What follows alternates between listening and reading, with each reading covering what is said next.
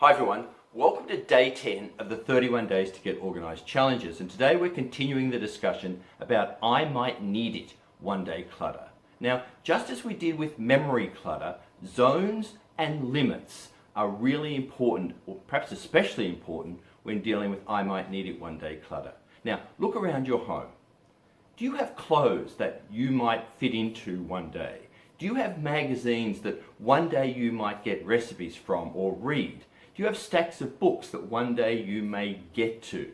Do you have gifts that one day you may give to people? Do you have stuff in the kitchen that one day, when you're a fantastic cook or entertainer, you might use?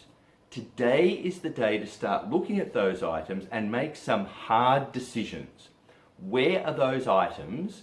Where are items of one kind going to live? The zone. And how much space can you dedicate to those specific items? A limit.